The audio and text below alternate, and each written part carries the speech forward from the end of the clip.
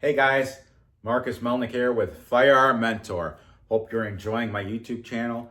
Don't forget to like, share, and subscribe. These little things are free to you and really help the channel. I appreciate your support. Enjoy. Thank you. The views expressed are not those of local community broadcasting, WYML LP, or its management, volunteers, or underwriters. Greetings and welcome to the Personal Safety Show. This is Marcus Melnick from Firearm Mentor and Stress to Logic, your host. And from time to time, it is always a good idea to get back to basics. So I want to share some thoughts from Jeff Cooper. He's one of the founders of Modern Self-Defense. And he wrote this, and I'm going to summarize it, although it'll be a long summary. It's called Principles of Personal Defense. In the preface, Jeff Cooper says it's not common for one to enjoy rereading something that he wrote over a decade ago, but times change, styles change, attitudes change, and most of all, people grow both intellectually and emotionally. It is therefore with gratification and a little surprise that Jeff reread the Principles of Self-Defense at the request of one of his publishers, and to discover that he felt there was no need to change anything of importance. It stands as stood, and insofar as it spoke to the truth years before, it speaks still. So this is an interesting thing. The things that he came up with are pretty much the same. The anecdotes, the various episodes of things that happen to people. So some people prey upon other people, whether we like it or not. This is one of the facts of life. It's always been so, and it's not going to change. And the number of sociopaths in a stipulated population do vary widely. But we can take a figure of maybe 1 in 100 for simplicity's sake and not be far off. About 1 person in 100 will, under some circumstances, initiate a violent attack upon another in defiance of the law for reasons that seem sufficient to the person at the time. Take the able-bodied male population of your community, divide it by 100, and you'd have a fair approximation of the number of possible contacts who just might take it upon themselves to beat your head in. It's not pertinent to dispute the mathematics of this calculation. It may be wrong for your place and your time, but anyone who is aware of his environment knows that the peril of physical assault does exist, and that it exists everywhere at all times. The police, furthermore, can protect you from it only occasionally. The author assumes that the right of self-defense exists. Some people do not. This booklet is not for them that I'm going over. This is for someone who feels that anyone who chooses to physically attack another human being does so at their own peril. In some jurisdictions, it is held that the victim of the attacker must, above all, attempt to escape. This is a nice legalistic concept, but it is very often tactically unsound. By the time one has exhausted every means of avoiding conflict, it might be too late to save his life. Laws vary and cannot be memorized like an encyclopedia, but in any case, we're not concerned here about jurisprudence, but about survival. If one lives through a fight, we'll assume that that person is better off than if they don't, even though there may be afterwards legal action. Violent crime is feasible only if the victims are cowards. A victim who fights back makes the whole business impractical. It is true that a victim who fights back may suffer for it, but one who does not almost certainly will suffer for it, and suffer or not, the one who fights back retains his dignity and self-respect.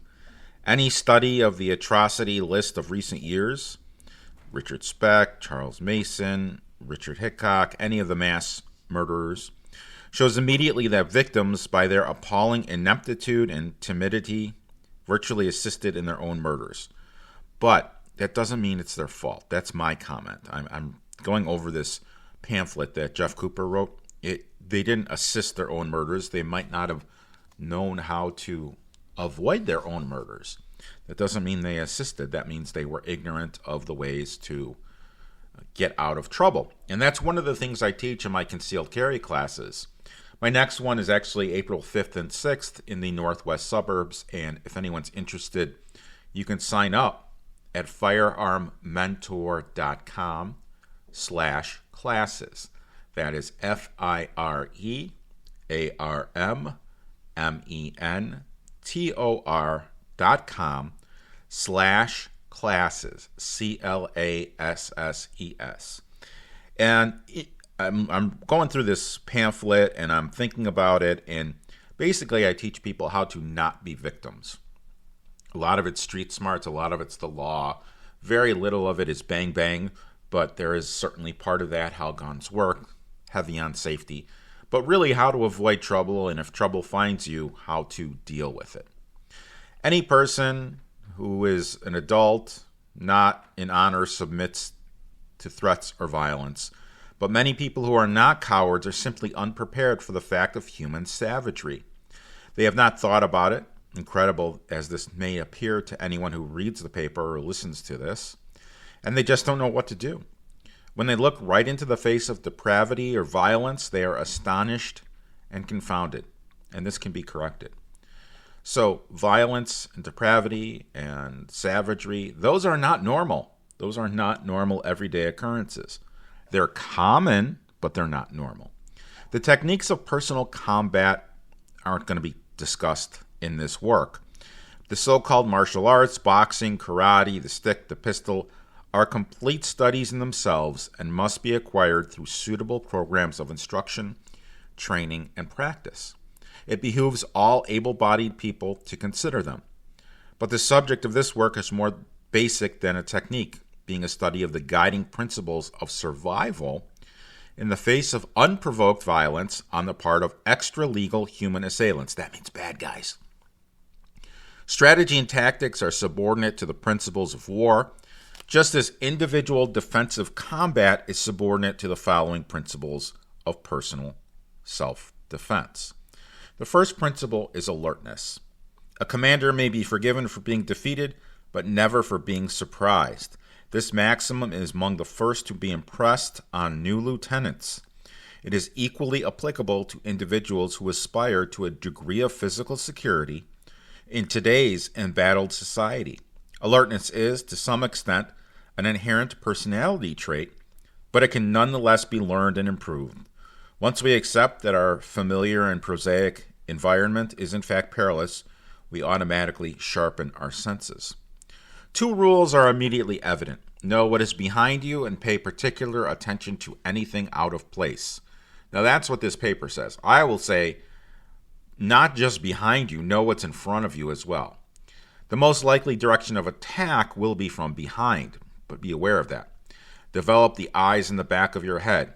Erich Hartmann, the World War II German flying ace, who was unquestionably the greatest fighter pilot of all time, he flew 1,400 combat missions with 352 confirmed victories, feels he survived because of, quote, an extremely sensitive back to his neck, end quote, and conversely claims that 80% of his victims never knew he was in the same sky with them. Combat flying is not the same as personal defense, but the principle applies.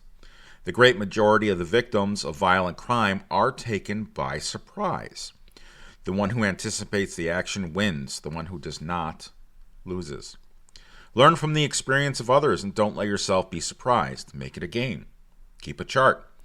Anytime someone approaches you from behind without your knowledge, just make a little mark. Mark an X. Every time you see anyone you know before he sees you, mark down an O.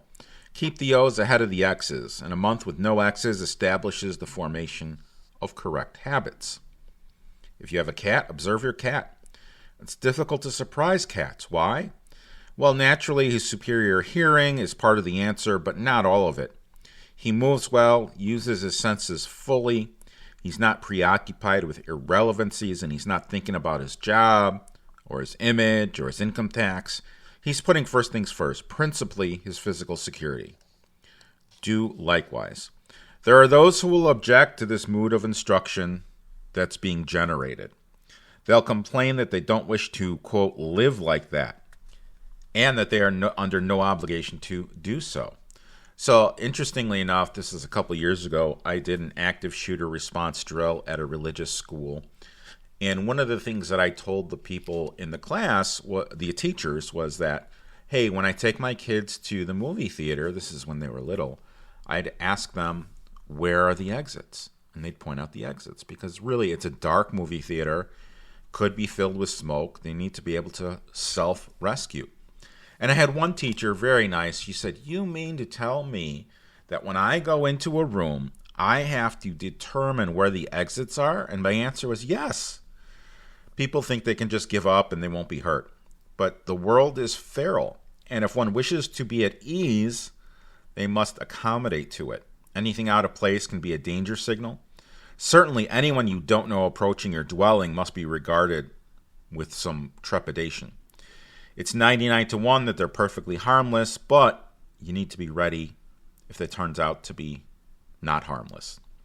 Certain things are obvious. An unfamiliar car parked across the street for long periods with people in it who do not get out of the car that maintains a constant distance behind you while you vary your speed and they just keep up. Young men, and usually it's men in groups without women, staying in one place and not talking.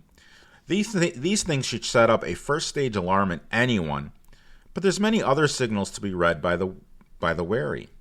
Anyone who appears to be triggered out of watchfulness and into action by your appearance must be explained. Anyone observing you carefully must be explained. Anyone whose behavior seems to be geared to yours must be explained. If the explanation does not satisfy you, be ready to take appropriate defensive action. A common ruse of a sociopath is the penetration of a dwelling under false pretenses.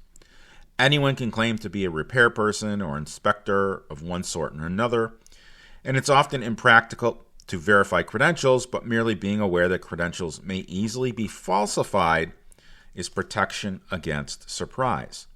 The strong need only remain watchful, the weak should take further precautions. On the street, let no stranger take your hand.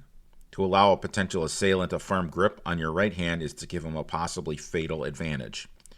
Use your eyes. Don't enter unfamiliar areas that you cannot observe first.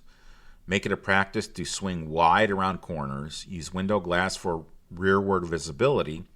And get something solid behind you when you pause. This may sound excessively furtive and melodramatic, but those who have cultivated what might be called a tactical approach to life find it neither troublesome nor conspicuous. And like a fastened seatbelt, a life jacket, or a fire extinguisher, it is comforting even when unnecessary. Needless to say, no sensible person ever opens the door of their house without knowing who is knocking. If your entranceway does not permit visual evaluation of the caller, change it. Get a Ring camera. That would work. The statistics may be against a threat waiting outside, but your statistics are a cold comfort after you discover that your case is the rare exception. The foregoing suggestions are merely random examples of different ways in which the principle of alertness is manifested. Situations are numberless, and specific recommendations cannot be made to cover them all. The essential thing is to bear in mind that trouble can appear at any time. Be aware, be ready, and be alert. And after this short break, we'll be discussing Principle 2, decisiveness. I want my listeners to know that this is my dream, teaching people about safety. If it weren't for you, if it weren't for my listeners, I couldn't live my dream. So on behalf of my family and myself, I want to thank each and every one of you for allowing me to live my dream. And I also want to continue to live my dream, and I'm excited to continue to spread the word of safety. Recently, I began a new service as a conference keynote speaker. So if anyone would like for me to speak at future events, or if anyone knows of an introduction or would like to discuss how we can work with one another, I'd love to do just that. The keynote speaking website is www.stress2logic.com. That is STRESS, the number 2, LOGIC.com. If you're aware of any conference speaking engagements where you'd like to have me speak, I'd love an introduction. You can always share my electronic business card, which is Marcus Melnick, MarcusMelnick.com. Now, back to the show. We're back from our break to talk about the second principle of self-defense, which is decisiveness. It's difficult for someone to change in an instant to someone who can take a quick, decisive action to meet a violent emergency. Most of us are unused to violent emergencies, especially those which can only be solved by use of force and violence on our part. And these emergencies require an effort of will to transform ourselves from chickens into hawks. Decisiveness, like alertness, is to some extent a built-in characteristic, but also like alertness, it can be accentuated. In formalized combat, it is supplied, or it should be, by appropriate orders from above. In the cases of personal defense, it must be self-generated, and that's the problem. When the ball is opened, when it becomes evident that you are faced with violent physical assault, your life depends on your selecting a correct course of action and carrying it through without hesitation or deviation. There can also be no dilly-dallying. There's not time. To ponder is quite possibly to perish. And it is important to remember that the specific course you decide upon is within certain parameters, less important than the vigor of which you execute it. The difficulty is that the proper course of action when under attack is usually to counterattack. This runs contrary to our normal, civilized behavior, and such a decision is rather hard even for an ordinary, decisive person to reach. Short of extensive personal experience, which most of us would rather not amass, the best way to cultivate such tactical decisiveness is through hypothesis. What would I do if? What would I do if that nefarious character across the street wearing gang signs or gang colors comes across the street to me? By thinking tactically, we can more easily arrive at the correct tactical solutions. In practice, even theoretical practice, tends to produce confidence in our solutions, which in turn makes it easier for us and thus quicker to reach a decision. English common law is the fountainhead of our judicial system, and it holds that you may use sufficient force and violence to prevent an assailant from inflicting death or serious injury upon you, or your wife, or your child, or any other innocent party, any other innocent human. You may not pursue your attacker with deadly intent, and you may not strike an unnecessary blow, but if someone's trying to kill you, you're justified in killing them to stop them if there is no other way. This is putting it about as simply as possible. Since the law here is reasonable, the legal aspects of personal defense need not detain us in formulating a proper defensive decision. We must be sure that our assailant is trying to kill or maim us and that they are physically capable of doing so, and we cannot stop them without downing them. These conditions usually can be ascertained in the blink of an eye. Then we may proceed. Incidentally, rape is generally considered serious injury in this connection. A man who clearly intends to rape must thus be injured or killed to prevent the accomplishment of his purpose, if no lesser means will suffice. So, when under attack, it is necessary to evaluate the situation and to decide instantly upon a proper course of action to be carried out immediately with all the force you can bring to bear. The person who hesitates is lost. Don't delay. Be decisive. The next principle is aggressiveness. In defense, we don't initiate violence. We must grant our attacker the vast advantage of striking the first blow, or at least attempting to do so. Now, in Illinois, you have to be in imminent danger, which means immediate danger, of death, which we all know, or great bodily harm. Folks, I am not an attorney, and as not an attorney, I can give you my definition of great bodily harm, which is anything that will land you in the hospital, above and beyond basic first aid. So that could mean injuries you can't see. That could mean like a concussion, internal injuries. It could mean broken bones. It could mean punctures, whether from a sharpened object, a blunt object, or a bullet.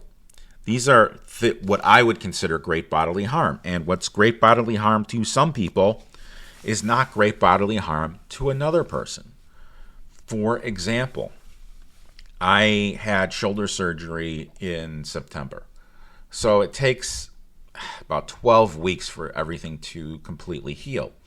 Within that 12-week period, if someone were to punch me in the shoulder, I would need to go to the emergency room for sure, because the anchors could have come loose. As a matter of fact, this winter I fell and I had to go get x-rays. Nothing was hurt other than my ego, but because it was a jar and a shock, it possibly could have ruined my shoulder surgery. Luckily it didn't. But for me, being 52 years old and relatively decent shape, that would send me to the hospital before someone who does not have a defect in that area. So there's a reason why it is actually not a strict definition, because what puts someone in the hospital is not what puts another person in the hospital.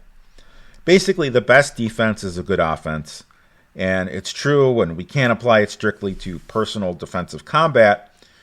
There's a corollary, and the corollary is the best personal defense is an explosive counterattack. Those who do not understand fighting will at once suggest that numbers, size, strength, or armament must make this instruction invalid. They'll insist that the aggressor will not attack unless he has a decisive preponderance of force. It's possible, but it's not by any means always, and not always true. Consider the Richard Speck case. Funny thing is, this is in this article, and my master's degree thesis was on the Richard Speck case. The victims outnumbered the murderer 8-1. This is when Richard Speck murdered 8 nurses in the Chicago area. They disposed of far more than enough force to save their lives, but if they had directed that force violently and aggressively against the murderer, but they didn't. And there's countless other examples. The victory of an explosive response, and by obviously a weaker party against the superior force, is easy to observe in the animal world. A toy poodle runs a German shepherd off their property. A tiny kingbird drives off a marauding hawk. A 40-pound wolverine drives off a whole wolf pack away from a kill that the wolves worked hours to bring down. Aggressiveness carries with it an incalculable moral edge in any combat, offensive or defensive. And the very fact that the assailant does not expect aggressiveness in his victim usually catches them unaware. If the intended victim is armed, skill becomes more of a factor that's critical than numbers. A man with a powerful, reliable sidearm who is highly qualified in its use can ruin a rifle squad at close range if they conceive the initiative by instantaneous, aggressive response to a clumsily mounted attack. Of course, such skill is rare, or perhaps especially among our uniform protectors, but it can be acquired. Great strides have been made in recent years in the theory of defensive pistolcraft. The results are available to respectable parties, but never assume that simply having a gun makes you a marksman. 2 things. The firearm is the greatest equalizer, and a gun doesn't block a bullet. So just because you have a gun doesn't make you bulletproof. You're no more armed because you're wearing a pistol than you're a musician because you own a guitar. In a recent case, there was a pupil of Jeff Cooper who was assaulted by 4 men armed with revolvers as he drove into his driveway after a late party. Being a little worse for the wear, he violated, or maybe forgot, the principles of personal defense, but one, and that was the principle of aggressiveness. At their first volley, he laid down such a quick and heavy barrage of return fire, 22 rounds in less than 20 seconds, that his would-be assassins panicked and ran. He did most things wrong, but his explosive reaction to attacks certainly saved his life. So how do we cultivate an aggressive response? Well, the answer is indignation. That means anger. Read the papers, watch the news. These people have no right to prey upon innocent victims or citizens, and they have no right to offer you violence. They are bad people, and you are quite justified in resenting their behavior to the point of rage. Your response, if attacked, must not be fear. It must be anger. These two emotions are very close, and you can quite easily turn one into the other. At this point, your life hangs upon your ability to block out all thoughts of your own peril and to concentrate utterly upon the destruction of your enemy, and anger lets you do this. The little old lady who drives off an armed robber by beating him with her purse is angry, and good for her. The foregoing is quite obviously not an approved outlook in current sociological circles, but that's of no consequence. We are concerned here simply with survival, and after we have arranged for our survival, then we can discuss those. If it is ever your misfortune to be attacked, alertness will have given you a little warning, decisiveness will have given you a proper course to pursue, and if that course is to counterattack, carry it out with everything you've got. Be indignant, be angry, be aggressive. Well, when we return, we'll be talking about the other principles of self-defense, including speed, coolness, ruthlessness, and more. So stay tuned, and we'll be right back. If you're listening to this on YouTube and you like what I'm sending downrange, don't forget to give it a like, subscribe, and share. The views expressed are not those of local community broadcasting, WYML LP, or its management, volunteers, or underwriters.